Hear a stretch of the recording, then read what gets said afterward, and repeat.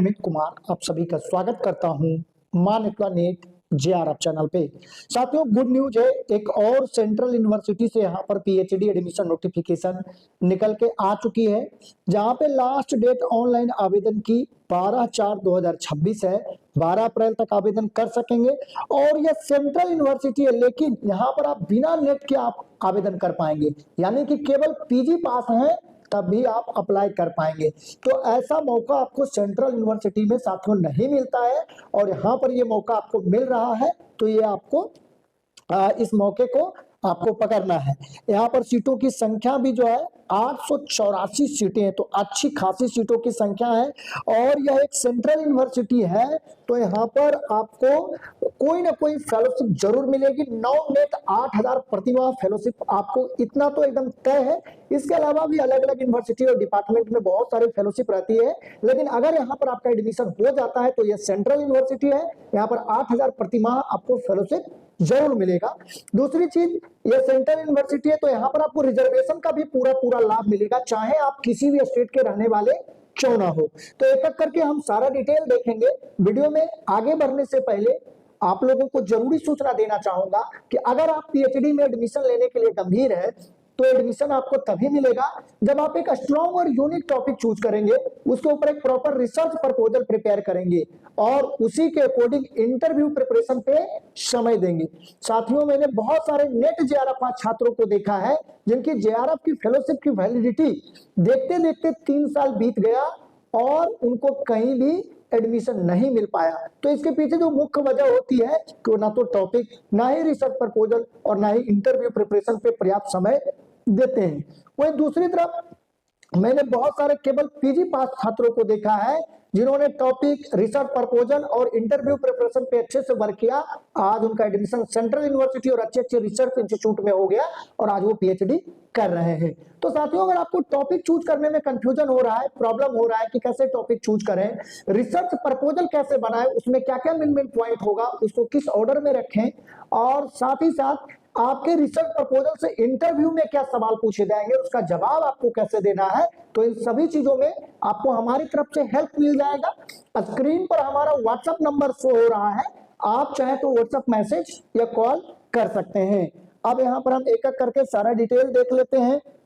सबसे पहले यहाँ पर हम सब्जेक्ट ही देख लेते हैं कि कौन कौन से सब्जेक्ट यहाँ पर अवेलेबल है। यहाँ पर देखिए, बायोकेमिस्ट्री में 3 सीटें हैं यहाँ पे और क्लिनिकल साइकोलॉजी में 1 सीटें हैं यहाँ पे, और इसके अलावा कंप्यूटर साइंस में 38 सीटें हैं और ज्योग्राफी में यहाँ पर देख सकते हैं कि 6 सीटें अवेलेबल है और जियोलॉजी में यहाँ पर 7 है और यहाँ पर मैथमेटिक्स में 17 है। फिजिक्स में देख सकते हैं कि 55 सीटें अवेलेबल है। रिमोट सेंसिंग में यहाँ पर 1 सीटें हैं। स्टैटिक्स में यहाँ पर 9 सीटें अवेलेबल है। इकोनॉमिक्स में 3 है। एजुकेशन में 7 है। हिस्ट्री में 18 सीटें हैं। ह्यूमन राइट्स में 1 सीट है। लाइब्रेरी एंड इंफॉर्मेशन साइंस में 2 है और इस साइड जनरल कैटेगरी का और इस साइड जो है तो रिजर्व कैटेगरी का सीट है। मास कम्युनिकेशन में 7 है। फिजिकल एजुकेशन में 2 है। पॉलिटिकल साइंस में 5 सीटें हैं। साइकोलॉजी में यहाँ पर 6 सीटें अवेलेबल है। इसी तरीके से यहाँ पर पब्लिक एडमिनिस्ट्रेशन में 2 है और सोशियोलॉजी में 7 है। सोशल वर्क में 6 सीटें हैं। विमेन स्टडीज में 3 है। इस तरीके से आप यहाँ पर देख सकते हैं। एग्रीकल्चर माइक्रोबायोलॉजी में 8 सीटें हैं और होम साइंस में 3 है और यहाँ पर देख सकते हैं अरेबिक में 2 सीटें हैं। बंगाली में 2 है। इंग्लिश में 8 है। इंग्लिश लैंग्वेज एंड टीचिंग में 4 है। फाइन आर्ट्स में 2 सीटें हैं। हिंदी में 10 सीट है और 2 सीट इधर पीडब्ल्यूडी के लिए। इधर जो सीटें ये पीडब्ल्यूबीडी कैटेगरी के लिए है। और लिंग्विस्टिक में यहाँ पर 4 है। मराठी में 2 सीटें हैं। पर्शियन में 8 है। फिलोसफी में 7 है। पंजाबी में 2 है और संस्कृत में यहाँ पर 1 सीट है। इसके अलावा यहाँ पर देख सकते हैं कि तेलुगु में भी 2 सीटें हैं। उर्दू में 8 है। कॉमर्स में 23 सीटें हैं और अप्लाइड फिजिक्स में 9 है। अप्लाइड मैथमेटिक्स में 22 सीटें अवेलेबल है। इस तरीके से आर्किटेक्चर में 17 है। कंप्यूटर इंजीनियरिंग में 15 है। इलेक्ट्रिकल इंजीनियरिंग में 40 है। मैकेनिकल इंजीनियरिंग में यहाँ पर देखिए 94 सीटें अवेलेबल है। तो इंजीनियरिंग वाले डिपार्टमेंट में यहाँ पर अच्छी खासी सीटें अवेलेबल है। रसियन में 3 है। लॉ में यहाँ पर 9 सीटें अवेलेबल है। इसके अलावा बायोकेमिस्ट्री में चार सीटें हैं, बायोटेक्नोलॉजी में भी चार है, बॉटनी में एक है, जूलॉजी में यहाँ पर देख सकते हैं कि 30 सीटें हैं, बिजनेस एडमिनिस्ट्रेशन में यहाँ पर 20 सीट अवेलेबल है। तो इस तरह से आप देख सकते हैं कि यहाँ पर सीटों की संख्या अच्छी खासी अवेलेबल है। आप किस सब्जेक्ट में पीएचडी करना चाहते हैं कमेंट में जरूर लिखें अपने सब्जेक्ट और डिस्ट्रिक्ट का नाम, ताकि आपके आसपास से कहीं से भी गवर्नमेंट यूनिवर्सिटी से अगर पीएचडी एडमिशन नोटिफिकेशन निकल के आए तो आपको सूचित किया जा सके। और साथ ही साथ वीडियो के डिस्क्रिप्शन में हमारा टेलीग्राम चैनल का लिंक है, आप उसको ज्वाइन कर सकते हैं। कहीं से भी नोटिफिकेशन निकलता है तो पीडीएफ और अप्लाई का लिंक वहां पर आपको मिल जाएगा। यहाँ पर देखिए क्वालिफिकेशन क्या है, अगर आपने पीजी पास कर लिया 55% मार्क्स के साथ तो आप आवेदन कर सकते हैं, एपियरिंग है तब भी आवेदन कर सकते हैं। और यहाँ पर जो है सिलेक्शन होगा वो रिटेन टेस्ट के माध्यम से, यानी 80 मार्क्स का रिटेन टेस्ट होगा और 20 मार्क्स का इंटरव्यू होगा। तो यहाँ पर सभी लोगों को एक तरह से एंट्रेंस देना पड़ेगा, तो पीजी पास वाले भी यहाँ पर आवेदन कर सकते हैं, नेट की आवश्यकता यहाँ पर नहीं है। और जो सेक्शन ए होगा उसमें रिसर्च एप्टीट्यूड से क्वेश्चन होंगे, और सेक्शन बी जो होगा वो सब्जेक्ट स्पेसिफिक होगा। 45 क्वेश्चन इसमें भी मल्टी रहेगा और 45 मिनट इसमें भी ड्यूरेशन रहेगा। 40 multiple choice question section A में भी है और 40 multiple choice question MCQ section B में भी है। टेस्ट का जो सेंटर रहेगा ये उत्तर प्रदेश की यूनिवर्सिटी है तो वहां पे ही रहेगा यूनिवर्सिटी में। ये जो नोटिफिकेशन है ये एएमयू से निकल के आया है, अलीगढ़ मुस्लिम यूनिवर्सिटी से, तो ये नाम से आपको कंफ्यूज नहीं होना है। यहाँ पे सभी लोग एडमिशन ले सकते हैं क्योंकि यह एक सेंट्रल यूनिवर्सिटी है, ठीक है।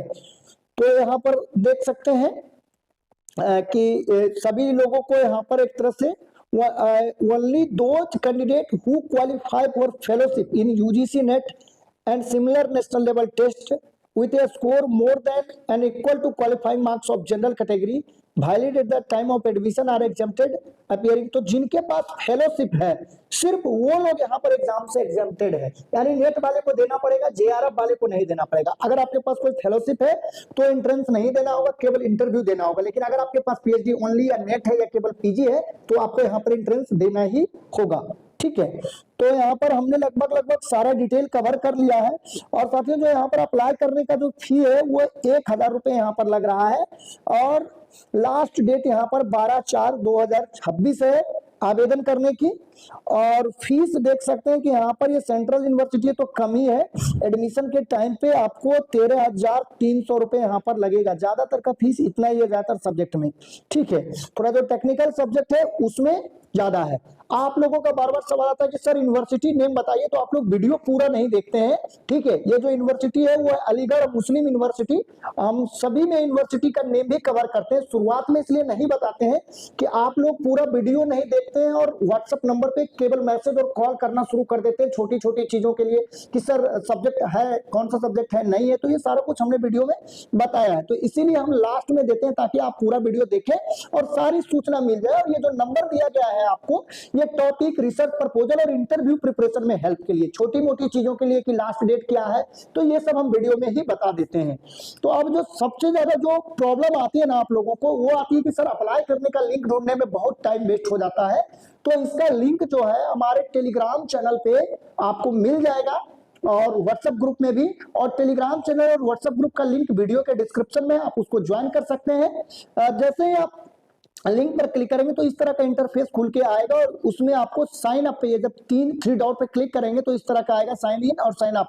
तो पहले जब आप पहली बार कर रहे हैं तो यहाँ पर साइन अप करना होगा अपना ईमेल आईडी वगैरह देके, और एक बार जब साइन अप हो जाएगा तो आपका लॉगिन आईडी पासवर्ड बन जाएगा, फिर लॉगिन करके आप अपना सारा डिटेल फिल करके फॉर्म को भर सकते हैं।